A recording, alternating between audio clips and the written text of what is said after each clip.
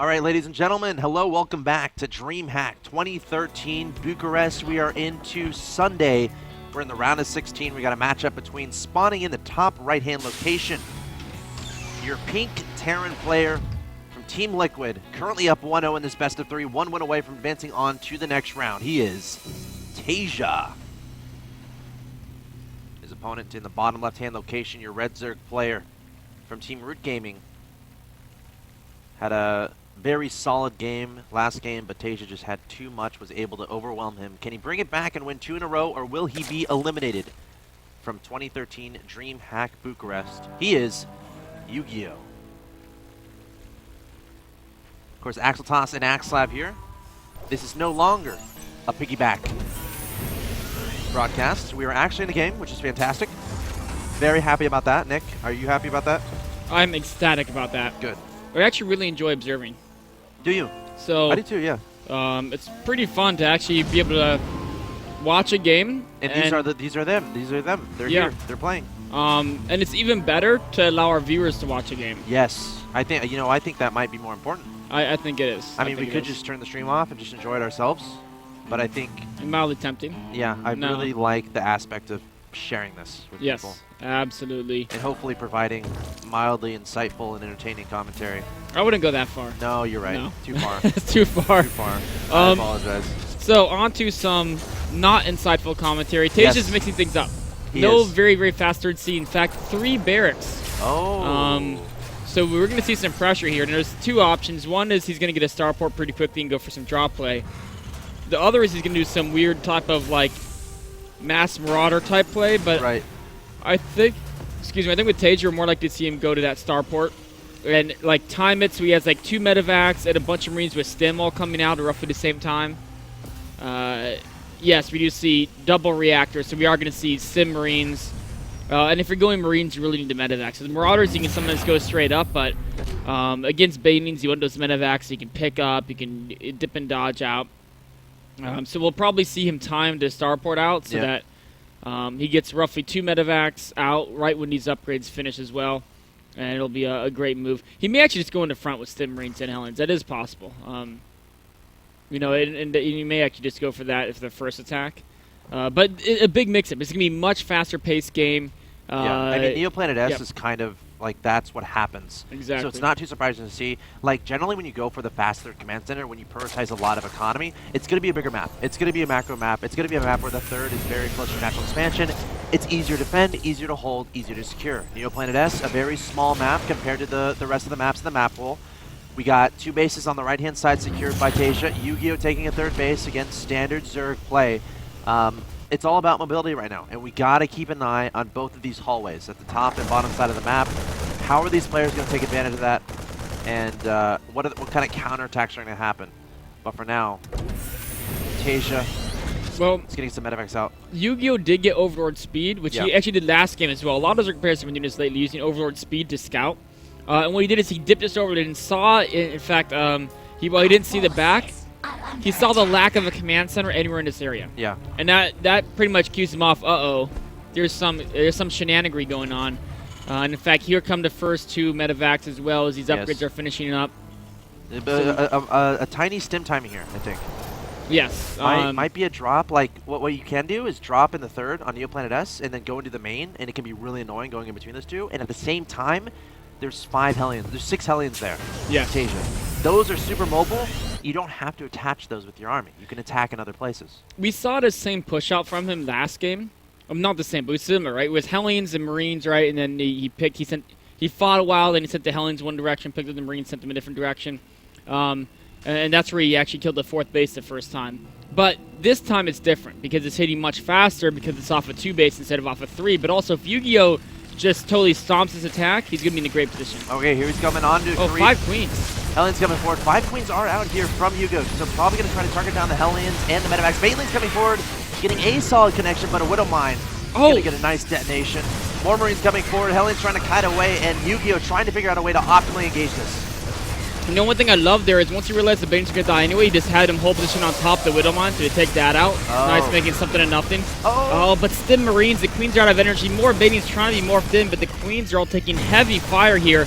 Overseer says, I got this, guys. No, he doesn't. No. He can drop a fake Marine on top of them and make them think there's a zombie apocalypse or something, but beyond that, Overseer not going to be terribly useful there. Nice, taking out a medevac, trying to isolate those Marines up on the high ground. Remember, YuGiOh's economy isn't terrible, and Taeja invested a lot into this in the early game, so as long as YuGiOh can get out of this situation in not a bad state, then he's going to be fine moving forward. There's a Spire on the way here from YuGiOh.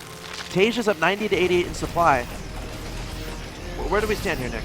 I think Taeja's pretty happy overall, and there's a couple great boosts from YuGiOh, but his pressures is continuing to do damage. But coming here, oh no, the medevac goes down, the units get surrounded. Oh, the Banings are coming in. The Banelings need to be here, going to be killed right there by the Marines. Taeja so precise, so immaculate with his micro. YuGiOh trying to turn around, trying to make something happen, but Taeja's micro is just too good at this point, splitting those Marines up perfectly. YuGiOh trying to add on more and more links, more and more Banelings. Remember, Spire is almost done, but look at that splitting from Taeja. He's going to stay alive, but the Banelings getting solid connections, and Taeja is going to have to back away. So overall, not a terrible situation there for YuGiOh. No, I mean, he is going to start to fall a little bit behind in upgrades. Again, only going with single Evo. I think it must be just his style.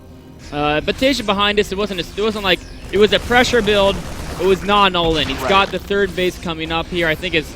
I mean, if we compare it to last game, though, the timing of the third. Oh, yeah, it's much later. But YuGiOh's fourth is not even started yet either, so... It's the variability of the maps in a sense and strategies, which is really fascinating to see in StarCraft 2. I'm personally a huge fan of Neoplan with S. Oh, it's always a very fun map, so much action going on.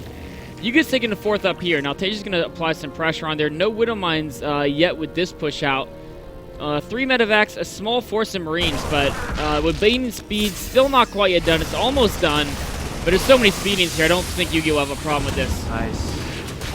Of course, Overseer is so important to have in this composition so you can scout out those Widow Mines. If those Widow Mines get into the ground, if they get good detonations onto your Lings and Banelings, it's going to be Frown Town for you. So YuGiOh doing a great job prioritizing that Overseer is there and making sure to isolate those Widow Mines, take them out. He's still coming forward though. Lings and Banelings taking out a nice squad of Marines there outside the third base, but not going to go into that third.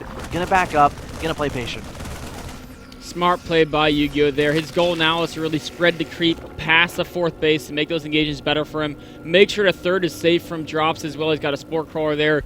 Good creep spread to kind of attack any run-by attempts. Meanwhile, just keep being annoying with the mutas. And look at this. Again, as soon as he feels he's got that fourth base on the way, heading his way straight to Hive Tech. He really... he's not the guy who makes 40 mutas. He prefers to get those ultras out. Yeah, and the trick is, can Taeja identify when that switch is going to happen? Baneling's coming forward. Again, trying to explode into those Marines. Great Widow Mine shot, and Taeja, he's going to be happy with how that engagement went. Yeah, YuGiOh really needs a lot more baitings on. I feel he's morphing a couple, but these ones may be in a rough spot there, trying to morph right in front of those Marines. They're going to be taken out. Scan going down is going to push that creep back even more. Only 2 Banelings in production for YuGiOh, and this is a sizable Terran army. Yeah, this is pretty scary here for YuGiOh. He has to treat this perfectly. Remember, Ultras are still a bit away. Hive is just now started, so YuGiOh only has basically Lings, Banelings, and Mutas to help deal with this attack. A few Queens there as well, actually helping out a decent amount, taking out those medevacs, and you know the Widow Mines have softened up the medevacs, and Mutas could try to finish off several of them. Mutas trying to close the distance onto those medevacs, but the Marine's going to drop out, turning around. Here are the reinforcements from Taeja. He always has backup ready to go, extending back into this fourth base, and YuGiOh is so pressured right now. 42 Lings on the way, 2 more Banelings, but he's having a lot of trouble. He has 1,000 in the bank. He needs to use that if he wants to win this game. He was trying to hope to save it for Ultralisk, but I don't know if that's going to happen. Taking out 2 Widow Mines for a couple of Banelings there. Swinging with Zergans from the bottom. He always fights with the small number of Banelings, which actually is kind of working out okay, but as Taeja continues to push in here, now 2-2 for Taeja. Just needs a good Baneling hit. That's all he needs right now, but Taeja, is going to back up. Widow Mine's doing a lot of friendly fire damage onto those Marines, softening up the medevacs even more. YuGiOh biding his time. Placing down 2 Sparring Crawlers, more Banelings, more Lings in production, but Taeja still coming forward. Taeja up 159 to 123 in supply, targeting down 2 more Queens, and YuGiOh running out of time here, running out of breath. Banelings again, trying to get those solid connections, but Taeja has so much more Marines coming forward and being aggressive towards his fourth base. Oh, now a nice swell of Banelings gets some okay connections here. Taeja picks up to avoid them, but loses a couple medevacs to the Mutas here.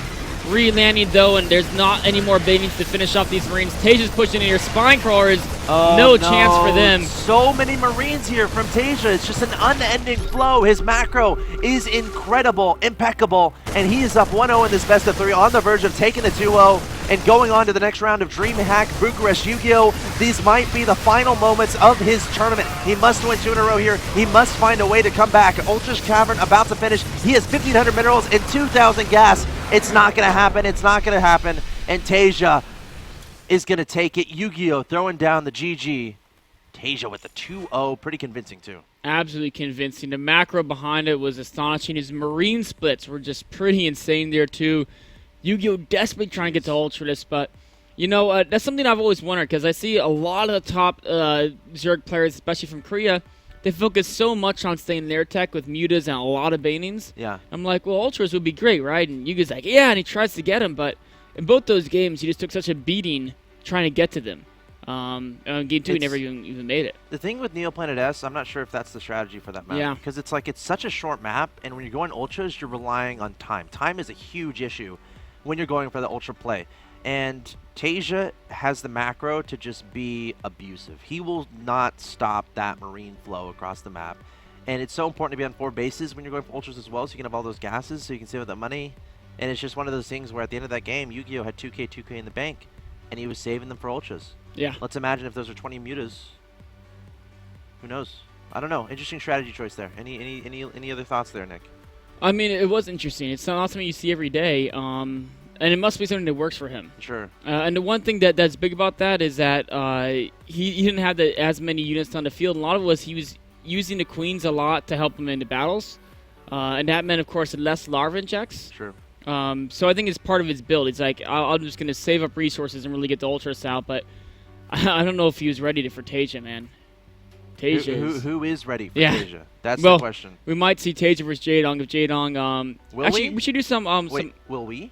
Well, don't get me excited, Nick. I don't think... You just got me excited. We're not going to get that game, I don't think. Okay. Ron, do you have any updates on potential matches we might have coming up for this stream, hopefully? Well, we'll find out soon. Okay, yeah, guys. We're going to find out. But I think we might take a quick break because I want to take a bite out of that breakfast wrap I got and a couple fries. It was really good, the 2 bites I took. Yeah. But you just saw Taeja take down YuGiOh. 2-0. Taeja has come to play. Championship Sunday is when he shines. It's when he shines. So he's going to try to make a run. He's going to play the winner of Jaedong in SOS, guys. Don't go anywhere you're watching. 2013 DreamHack Bucharest. If you want to go look at the other streams, feel free. Go on, do that. But maybe keep us minimized or mute and come back because we're going to take a quick break, and hopefully we'll be back with matches as soon as possible.